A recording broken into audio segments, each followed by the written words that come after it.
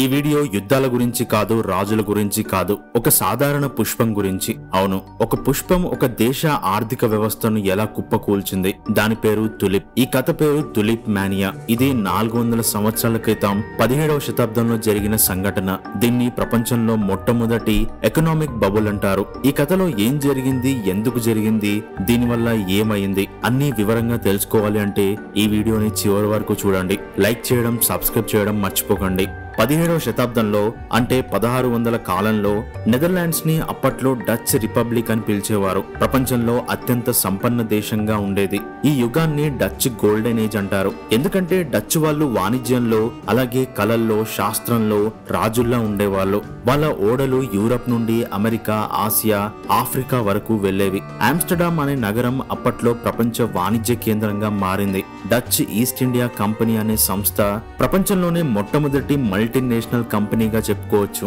Dutch ప్రజల జీవన విధానం ఎంతో గొప్పగా ఉండేది. వాళ్ళ ఇల్లు అందంగా రంగురంగుల గోడలతో ఉండేవి. వీధుల్లో వ్యాపారులు, కళాకారులు సందడిగా ఉండేవారు.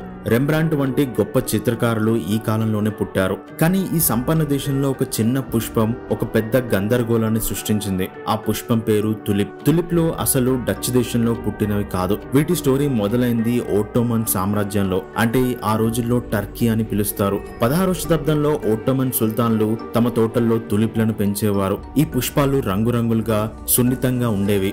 ఎరుపు, పసుపు, తెలుపు, గులాబీ ఇలా వివిధ రంగుల్లో ఉండేవి. ఓట్టోమన్ సమాజంలో తులిప్లు సంపదకి, గౌరవానికి సంకేతంగా ఉండేవి. 1550లలో ఒక డచ్ రాయబారి టర్కీలో ఈ తులిప్లను చూశాడు. అతను వీటిని చూసి ఫిదా అయిపోయాడు. ఇవి మన దేశంలో ఉంటే ఎంత బాగుంటుంది అని ఆలోచించి కొన్ని తులిప్ బల్బులను డచ్ రిపబ్లిక్ కి తీసుకొచ్చాడు. ఈ బల్బులంటే తులిప్ మొక్కల గింజలు. అంటే ఇవి చూడ్డానికి మన వెల్లుల్లి లాగా ఉంటాయి. వీటిని నాటితే అందమైన తులిప్ పుష్పాలు వస్తాయి.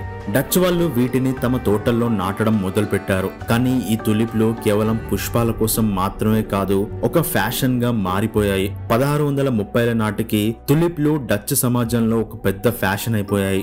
ధనవంతులు తమ ఇళ్ల ముందు తోటల్లో తులిప్లను పెంచేవారు.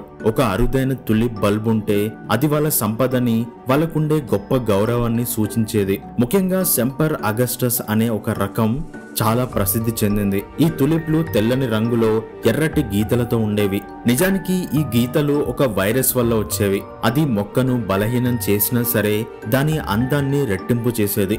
ఈ అరుదైన తులిప్లు సులభంగా దొరికేవి కాదు. ఎందుకంటే ఒక బల్బు నుండి కొత్త బల్బు పుట్టడానికి కొన్ని సంవత్సరాలు పట్టేది.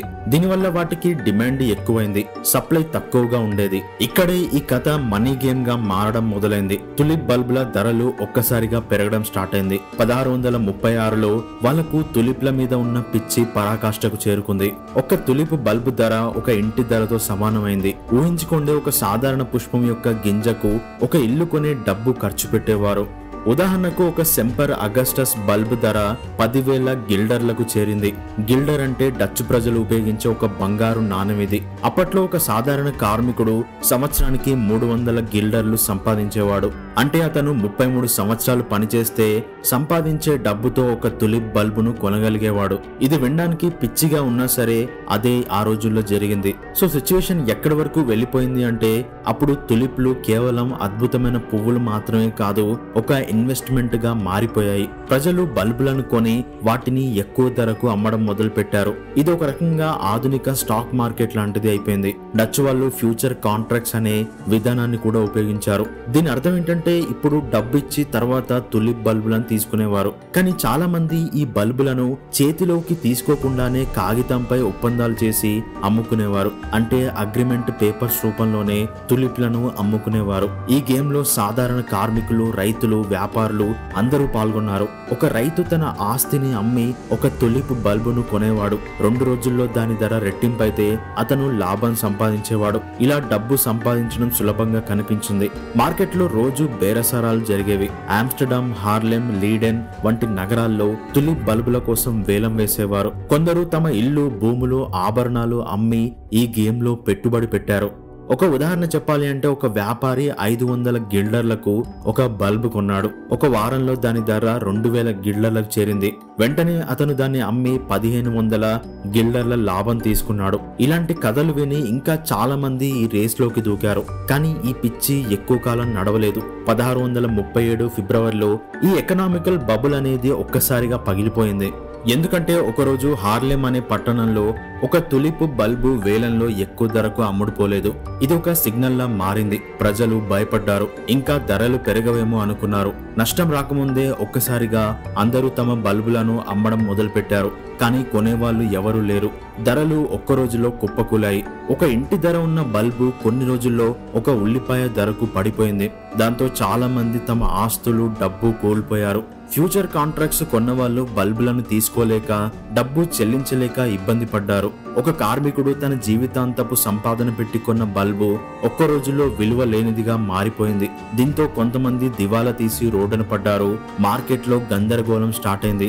డచ్ ఆర్థిక వ్యవస్థ కొంత గందరగోళంలో పడింది. కానీ ఆశ్చర్యం ఏంటంటే ఈ సంక్షోభం డచ్ రిపబ్లిక్ ని పూర్తిగా నాశనం చేయలేదు. ఎందుకంటే వాళ్ళ ఆర్థిక వ్యవస్థ వాణిజ్యం, ఓడలు, వలసలపై ఆధారపడి ఉండేది, తులిప్లపై కాదు. అయినా సరే ఈ సంఘటన చాలా మంది జీవితాలను నాశనం చేసింది. కొందరు దీన్ని పెద్ద గుణపాఠంలో చూశారు. తులిప్ మానియా ఒక చిన్న కథలా కనిపించినా ఇది ప్రపంచంలో మొట్టమొదటి ఆర్థిక బబుల్ గా చరిత్రలో నిలిచిపోయింది. ఆర్థిక బబుల్ అంటే ఏంటి? ఒక వస్తువు దాని ధర నిజమైన విలువ కంటే ఎక్కువగా పెరిగి ఆ తర్వాత ఒక్కసారిగా పడిపోతే దాన్ని బబుల్ అంటారు. ఈ సంఘటన తర్వాత కూడా ఇలాంటివి చాలా జరిగాయి. 2008లో ఆర్థిక సంక్షోభం, ఆ తర్వాత .com బబుల్ వంటివి. ఈ కథ నుండి ఒక పెద్ద గుణపాఠం నేర్చుకోవచ్చు.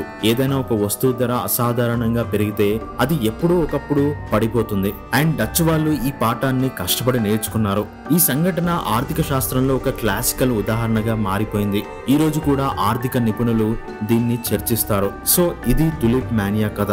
సో ఈ వీడియో మీకు నచ్చితే లైక్ చేయండి అండ్ కామెంట్ లో మీ ఆలోచనలు చెప్పండి. మరొక వీడియోతో మళ్ళీ కలుద్దాం అండ్ థ్యాంక్స్ ఫర్ వాచింగ్.